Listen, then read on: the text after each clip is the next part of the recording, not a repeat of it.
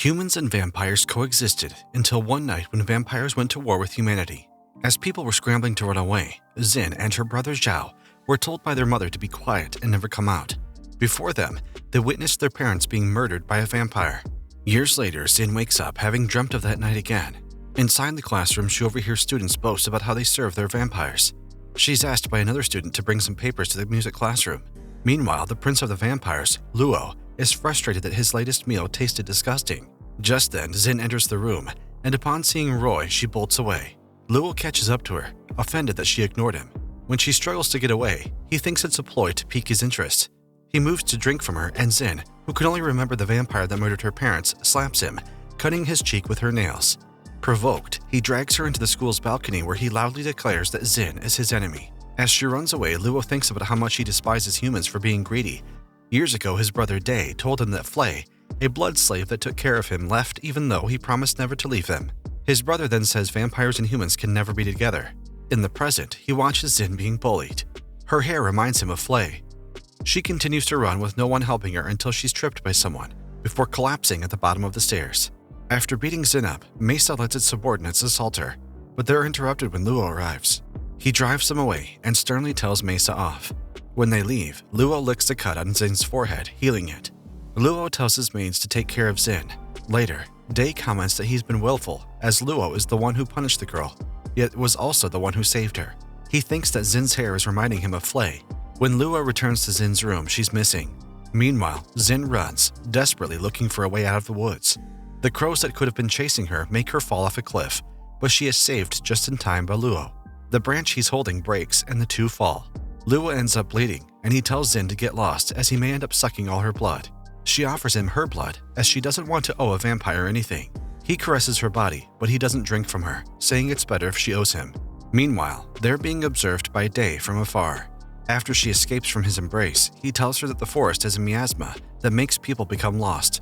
As he leads her out of the forest, she yanks her hand from his grip, saying she doesn't like him touching her. He comments that she trembles whenever he touches her and says he likes seeing her fearful expression. She pushes him away before fleeing. Deep in the forest, she sees her brother judge her for being defiled by vampires. Suddenly, she wakes up back in the manor with the window in her room barred off. She demands to be let out, and Luo, who overhears the noise, tells her that after she ran off, the miasma caused her to hallucinate before losing consciousness. She would have died eventually if not for him.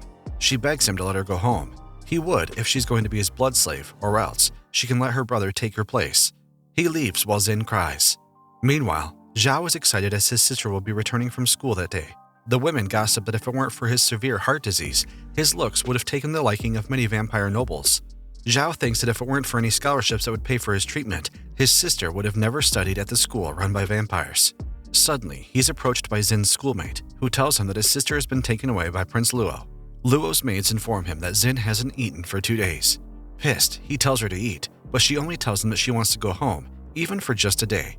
They're interrupted by the butler, who informs Luo that Xin's little brother wants to visit her. Luo tells her she should be happy, but Xin is horrified, thinking he can't let her brother see her with a vampire. When he realizes she doesn't want to let her brother see her in her deprived state, he makes her hide behind the curtain, while he summons Zhao inside. Zhao begs the vampire to let his sister off. He's panting hard while asking Luan Yi to let him take her place. He clutches his chest before losing consciousness. Xin rushes towards her brother while Luo instructs his men to get the best doctor around. Later, they are told by the doctor that Xin was treated timely, but he recommends that in his condition he should be hospitalized. Luo arranges for it to be done while thinking that the situation's gotten troublesome. Suddenly, Xin faints too. When she wakes up, Luo informs her that her brother is recuperating at the capital's best hospital. She wants to see him, but he tells her to eat first. Upon noticing her hands shaking, he takes the bowl and feeds her the food himself. Later, Xin visits Zhao in the hospital, who the doctors say will be fine. He's much more concerned about his sister's situation at school. He's frustrated that he's useless. She comforts him, saying it's not his fault. Luo observes from the door, surprised that she can also smile. After the visit, she tells him that she won't run away anymore. At school, human girls continue to bully Xin. However, someone finally intervenes, Sinai, a member of the disciplinary committee. At the clinic, Xin is concerned that Sinai will be dragged into her situation, but he says humans should help each other. He recommends sticking with him for a while. The other students judge her for cozying up to a disciplinary committee member, but Sinai tells her not to be bothered by them. The two have a pleasant exchange, which Luo witnesses. The vampire interrupts them before dragging Zin away. At his manor, he accuses her of forgetting who she is. He notices the wound on her cheek, and she tells him it's the consequence of him putting a target on her back. Luo gets pissed as he's guilty, which Zin notices. After licking her cheek to heal it, he tells her to take her clothes off. Suddenly, he changes his mind and says that she's punished her a little. If she involves herself with another person, she won't escape the next time. The next day, Sanai approaches Zin again, concerned for her welfare. She avoids him, saying that she doesn't want to involve him. When he notices the puncture wounds on her neck, Zin hurries off. That night, Luo asks her how things went with Sanai, and she replies she stayed away from him. He then drags her to the balcony, where they practice dancing.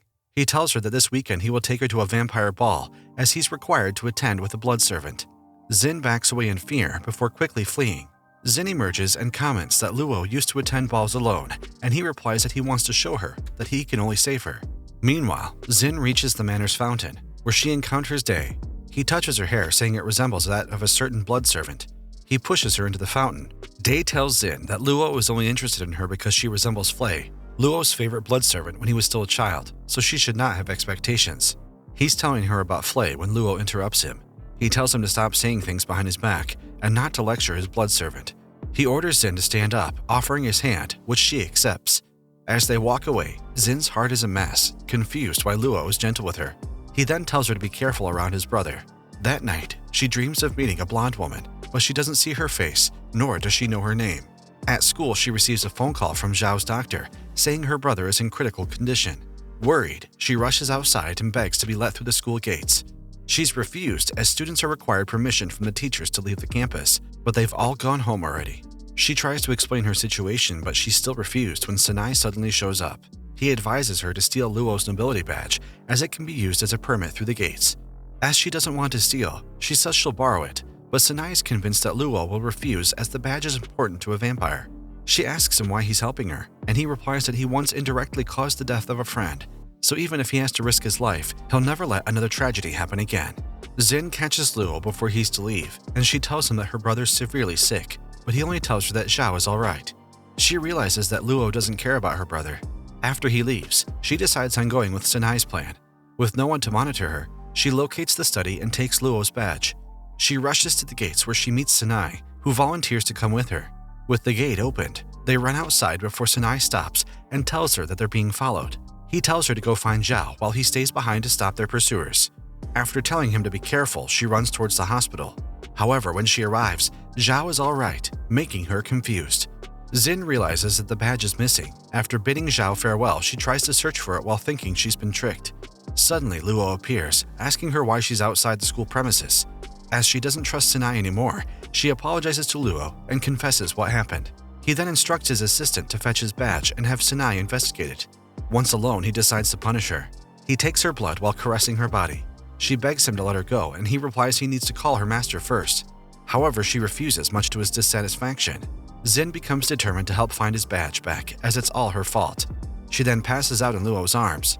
When she wakes up, Zin discovers that the day of the banquet has arrived.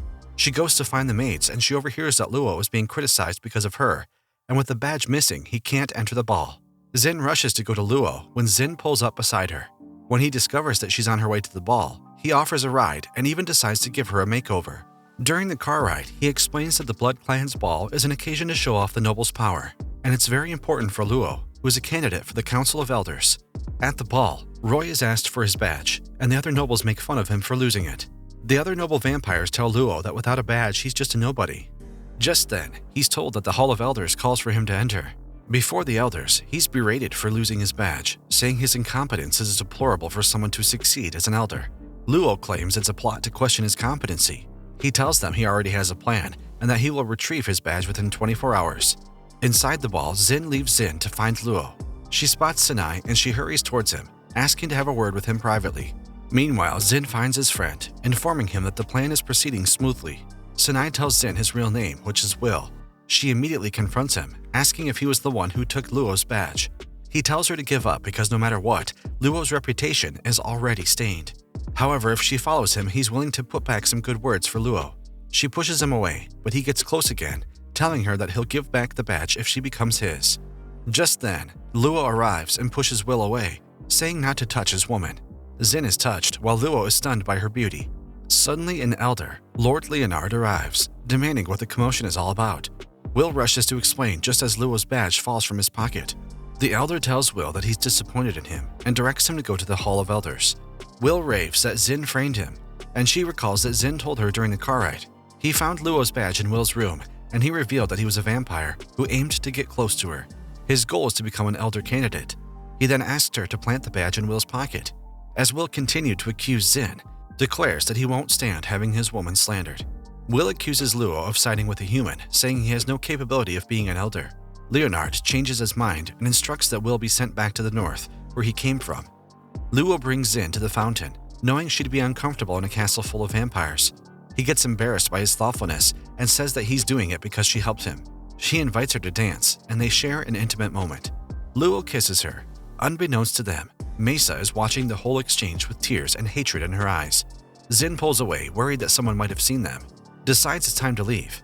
Meanwhile, Leonard complains to Day that all he's doing is observing his brother from the window when the two of them meet rarely. Day tells him that his brother is his everything, which Leonard comments that it's making him jealous. Meanwhile, Luo tosses Xin on the bed. She struggles initially but eventually yields to him after they kiss. In the morning, Xin gets embarrassed upon seeing the two of them in bed. When Luo asks Xin if she forgot last night's events, she blushes. However, he reveals that nothing happened as she promptly fell asleep, saying she's cute. Embarrassed, she tries to escape, but he catches her. He insists that she eats a lot, as it's outrageous as a blood servant how she faints even after just 2 bites. He feeds her cake and lets her lick the cream off his finger. They arrive at school together, which makes the other students gossip, whispering to themselves that they can't offend her anymore. He drops her in her classroom, making her worry about how it'll turn out for her.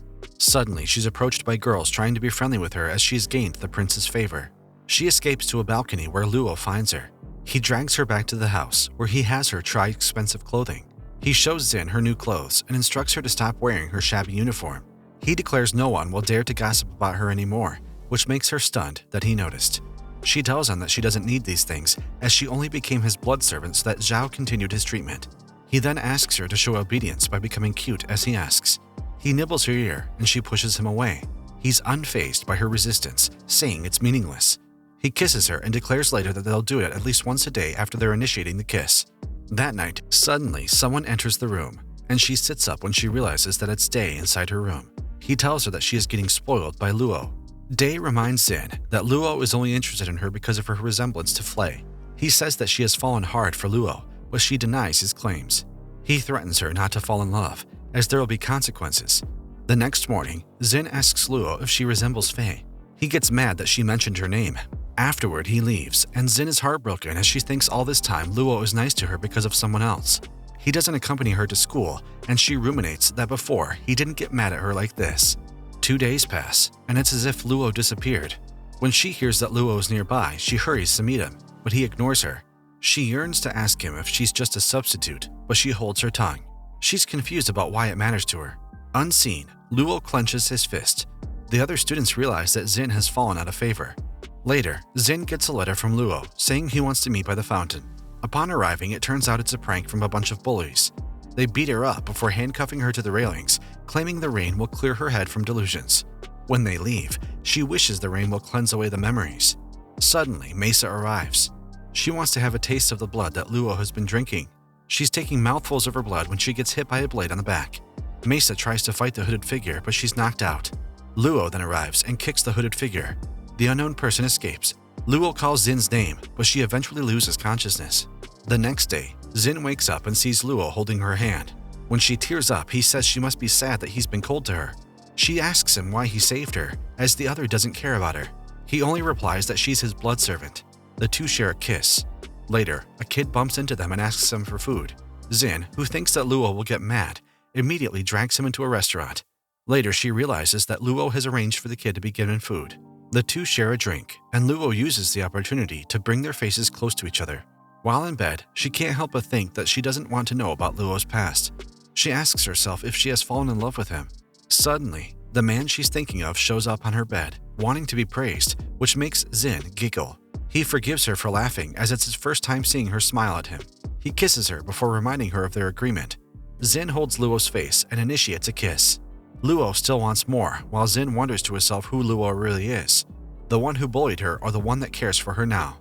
The next day, she tells Xin that as she's already healed, she should stop idling at the hospital as she wants to take the exams back at school. Later, Xin takes the exams and thinks she has to do well as she will be paying Luo back Zhao's hospital fees. Suddenly, another student accuses her that she's cheating. She points to a cheat sheet below her desk, and the teacher immediately believes the student. Suddenly, Luo arrives and defends Xin.